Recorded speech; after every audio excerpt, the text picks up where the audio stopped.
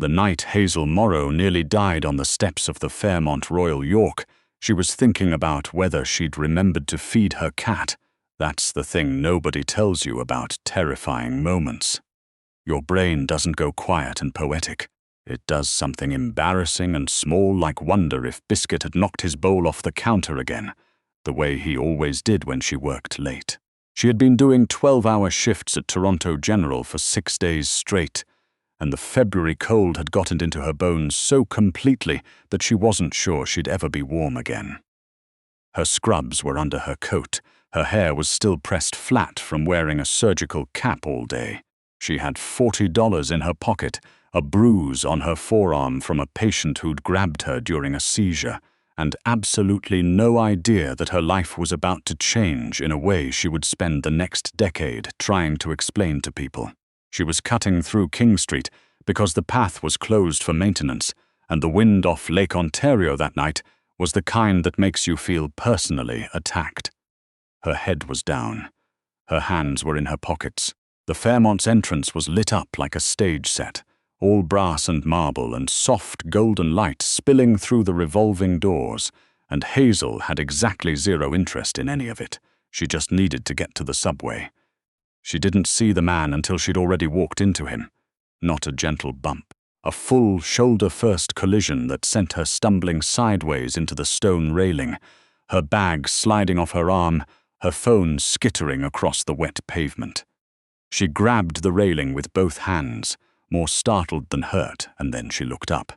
There were 6 of them. That was the first thing she registered.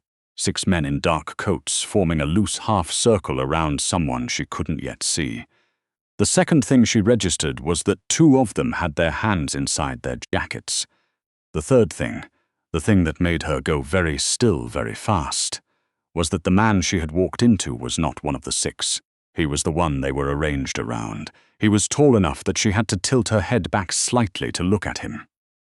Dark hair, sharp jaw, a scar she clocked immediately running from the corner of his left eye toward his ear, mostly faded. Someone who knew what they were doing had tried to clean it up. His coat probably cost more than 3 months of Hazel's rent.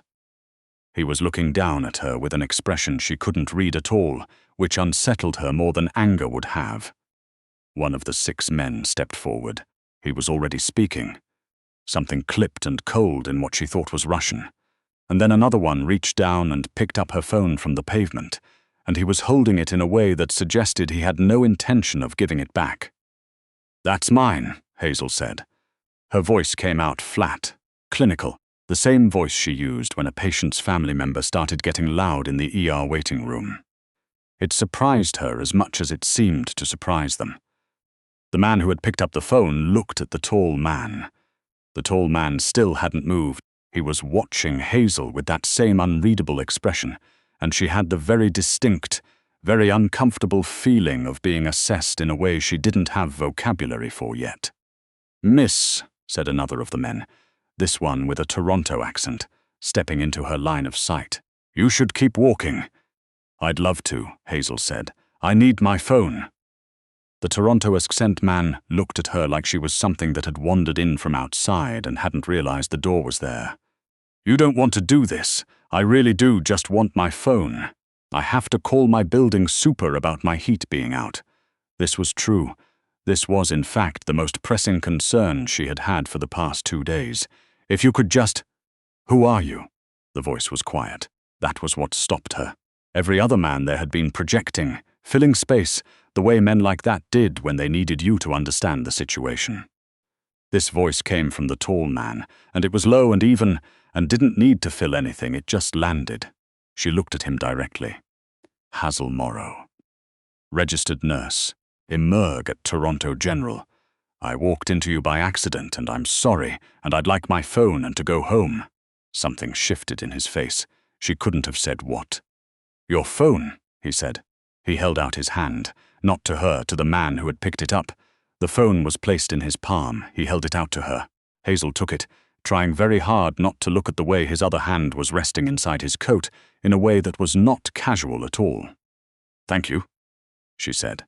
She picked up her bag. She walked down the steps. She did not run. She would not be able to explain afterward why she didn't run. She was at the bottom when she heard his voice again, still that same quiet register. "She's a nurse at TGH." One of the men said something she couldn't make out. "Then find out," the tall man said. Hazel kept walking. She fed Biscuit. She called her Super. She lay in her 400-square-foot apartment in Parkdale with her cat on her chest and stared at the ceiling, and told herself she had imagined the way that man had looked at her, like he had been waiting for her specifically for a very long time. She was almost asleep when it occurred to her that she had never told him which hospital she worked at. She'd said Toronto General. She'd specifically said Toronto General. She hadn't worked there in 3 years. She'd transferred to St. Michael's in the spring. She lay very still in the dark. Biscuit purred. She didn't sleep. 3 days later, a man she didn't recognize came into the St. Michael's emergency department and sat in the waiting area for 4 hours without being called and without seeming particularly ill. Hazel noticed him at hour 2. By hour 4, she'd memorized his face. He left before she finished her shift. She told herself it was a coincidence. 5 days after that, she found an envelope in her locker. No name on it. Just her locker number, which wasn't posted anywhere. Inside was a single card, heavy cream stock, with a phone number printed on it and 2 words, "Stay safe." Hazel turned it over. Turned it back. Stood in the locker room in her compression socks and her scrubs with her half-eaten granola bar in her other hand and stared at it for a long time. Then she put it in her bag and went back to work. Because she had 17 patients and 2 of them were coding, and she didn't have time for whatever this was. She kept the card. She hadn't told anyone about the night at the Fairmont, not her roommate Jen, who would have immediately called the police, and also her mother. Not her colleague, Dr. Fabrice Okonkwo, who was the closest thing she had to a friend at St. Michael's, and who already thought she worked too many nights.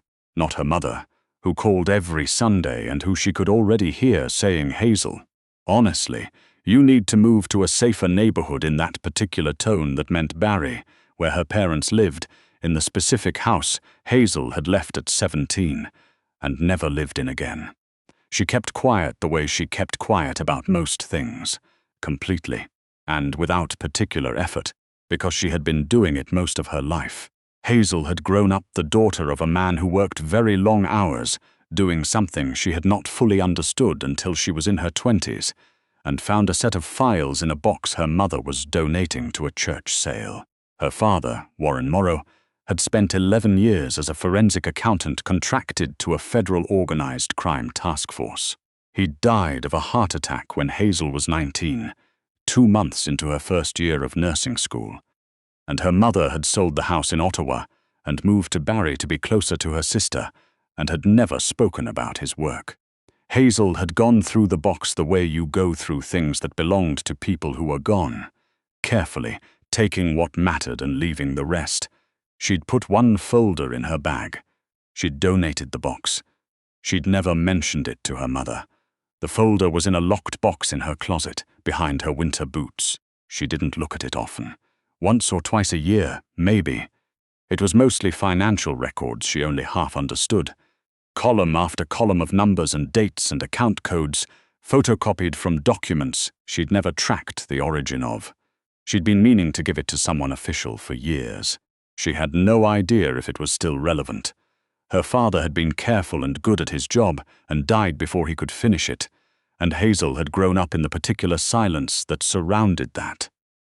She had learned, early, how to be invisible, how to move through rooms without drawing attention, how to stay exactly as calm as the situation required, and not 1 degree calmer, how to read people fast and accurately. Her father had taught her those things without calling them skills. He'd just done them himself and she had watched.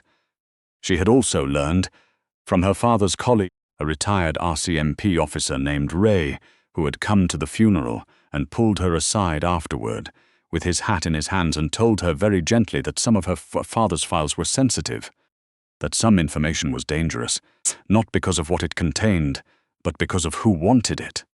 She had been 19. She had nodded and thanked him, and gotten back in the car with her mother. She had not thrown out the folder. She looked up the name Vasila Danila 3 weeks after the Fairmont. She didn't know why she hadn't searched it earlier. Maybe she'd been hoping the whole thing would just recede, the way a lot of things did if you were busy enough. But her building super had finally fixed her heat, and she'd had 2 consecutive days off for the first time since December. And she was sitting in her apartment with Biscuit in a sunbeam, and she couldn't stop thinking about the quiet voice. Who are you? Not aggressive, genuinely asking. What she found about Vasil Danila took her a long time to read through. Not because there was so much, but because she kept stopping to make sure she was understanding correctly. He was 41. Originally from Cluj-Napoca, Romania, listed as the owner of a private equity firm, headquartered in a glass tower on Bay Street.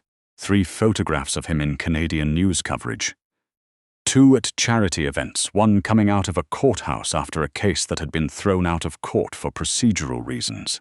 In the Romanian language coverage, the word leader appeared frequently, and in the English translations the phrase that kept appearing was alleged head of, followed by a series of names of organizations that Hazel didn't recognize but noted carefully.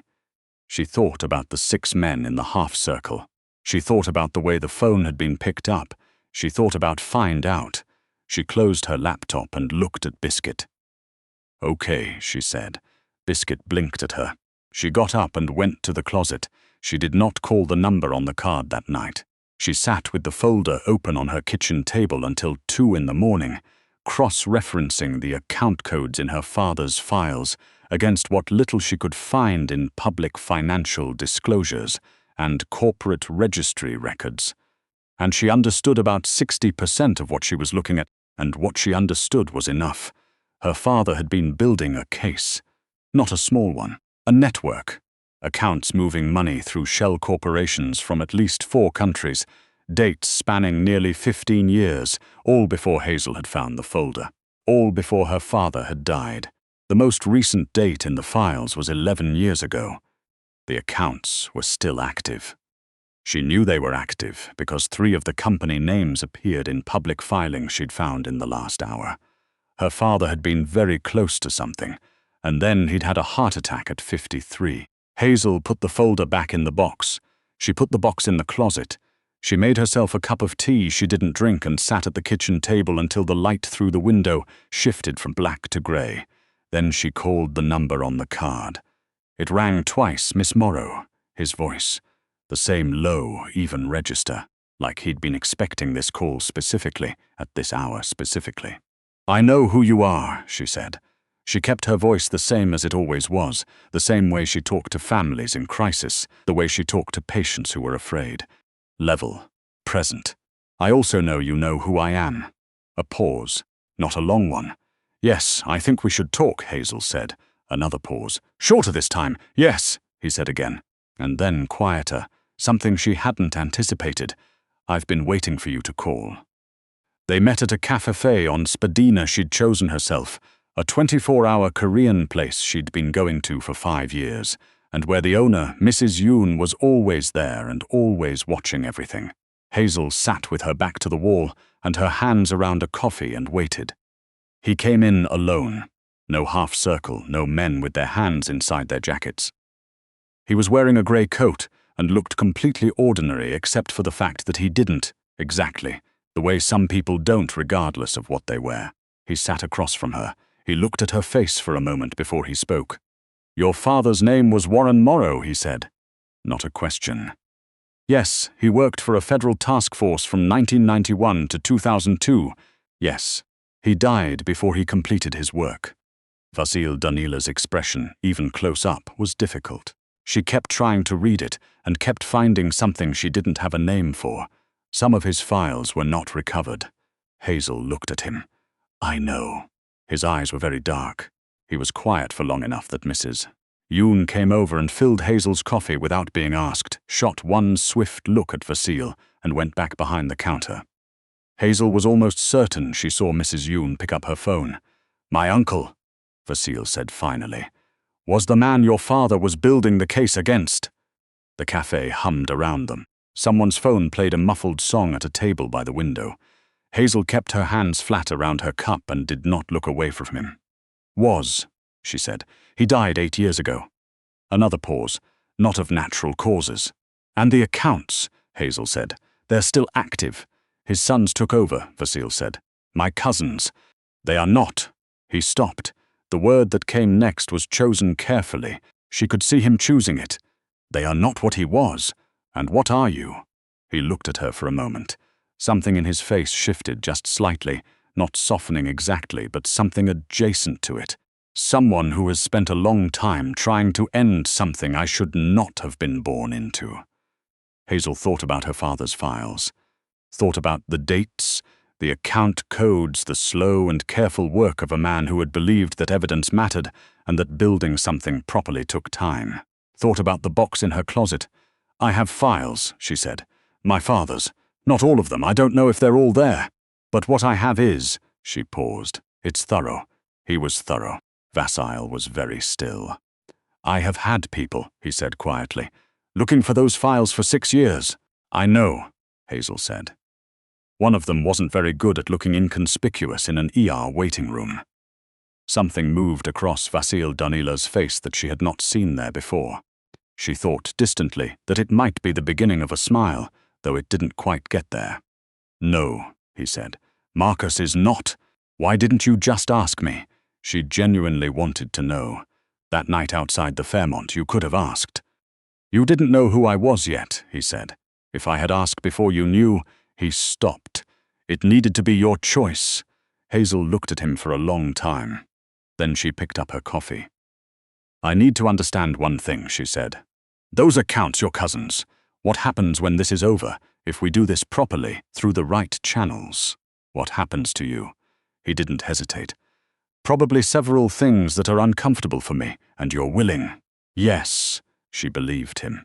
She wasn't entirely sure why she believed him, except that she was very good at reading people and had been for a long time, and she was almost never wrong about this particular thing. She thought about her father, who had also been good at it. I need a lawyer, she said. A real one, not someone who works for you.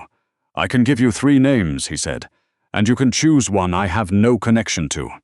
I'll find my own, Hazel said, the not-quite smile again. Yes, I thought you might. It took 11 months. Hazel kept working her shifts. She kept going to the Korean cafe on Sundays. She met 3 times with a criminal law specialist at Osgood, who had a reputation for being difficult and precise, and who spent their first meeting looking at the folder for 40 minutes without saying anything, and then looked up at Hazel and said, Where did you get this? In a voice that contained significant feeling, she explained. He listened without interrupting, which she respected. He agreed to take the case. There were people who came, during those 11 months, who were not Vasil and were not her lawyer. There was a stretch in April when Hazel went to work and came home a different route every day for 3 weeks, and slept badly and kept biscuit inside. There was one evening in July when Vasil showed up at Mrs. Yoon's without a text and sat across from her with a coffee and told her, very quietly, that she should consider staying elsewhere for a week. And she looked at his face and didn't ask why, and called Jen, and stayed on Jen's couch in Leslieville for 8 days without explaining. She didn't ask him for details he didn't offer. He didn't give her details she hadn't asked for. There was something in the way they talked to each other, careful and honest at the same time, not saying more than was needed, both of them comfortable with silence in a way that felt like it came from the same place, that Hazel could not name and did not try to. Once, sitting at Mrs. Yoon's at close to midnight in October with the street outside going quiet and the cafe half empty, he said, out of nowhere, Your father was a good man. Hazel looked at him. I know, she said. He was close, Vasil said. He almost had it, if he'd had 2 more years. He stopped. He didn't, Hazel said. Her voice was level. It had always been level about this, which didn't mean it didn't cost her anything. No. He was quiet. I'm sorry. She nodded. She finished her coffee. She thought about her father's box in the closet and the way he used to make her tea when she couldn't sleep, standing at the stove in his reading glasses, and his old cardigan and the folder he had left behind without meaning to, and the way things sometimes took longer than they should but still, eventually got where they were going. Don't be sorry, she said. Just make sure it finishes. The day the charges were filed, Hazel was halfway through a 12-hour shift. She found out from Dr. Okonkwo, who had read it on his phone between patients, who came to find her in the supply room, where she was restocking and held out the screen. Bay Street executive Vasil Danila cooperates with federal investigation into transnational financial network, charges laid against 19 individuals in 4 countries. She read it twice. She handed his phone back. She finished restocking the shelf. "You okay?" Fabrice said. "Yes," she said. "Can you cover Bay 4 for 10 minutes? She went to the locker room. She sat on the bench. She thought about her father making her tea in his cardigan, and about the box in the closet that she could now, finally, probably give to someone official, and about a quiet voice on the Fairmont steps asking, "Who are you?" as if the answer genuinely mattered. She thought about the fact that it had taken 11 months and a team of lawyers and a federal investigation across 4 countries, and that none of it would have started without her walking into a man on the steps of a hotel on a February night when she was thinking about her cat. She laughed. It was a small sound, private, the kind of thing that only happens in empty locker rooms. Then she stopped laughing. She went back to work. 3 weeks after the charges were filed, she went to Mrs. Youn's on a Sunday the way she always did. She was there for 20 minutes before Vasil came in, which told her either he'd been watching or he'd guessed her routine, and she no longer felt any particular way about either option. He sat across from her. He looked tired in a way she hadn't seen before. She had read enough of the coverage to understand something of what the last few weeks had been for him, and did not ask about it. Mrs. Youn brought his coffee without being asked. He looked at her. She gave him a look that Hazel could not read, but that seemed to contain multiple sentences. "She's known who you are since April," Hazel said. "She didn't say anything to me," I asked. Vasil wrapped both hands around the cup. "Mrs. Youn," he said, "is an exceptional woman." "Yes," Hazel said. They sat in the quiet of a Sunday morning, the cafe filling up slowly, the street outside grey and cold and ordinary. Biscuit had knocked his bowl off the counter again that morning. The building super had finally fixed the last of the radiators. Spring would come eventually.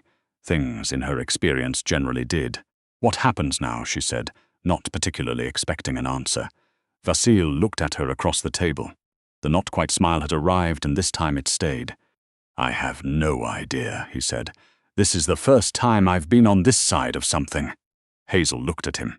She thought about her father's careful, thorough, unfinished work, and the way some things take the exact right amount of time, and about walking into people by accident on steps you weren't even supposed to be on. "Who are you?" And the way a single question, asked quietly enough, can be the start of everything. "Well," she said, "get used to it."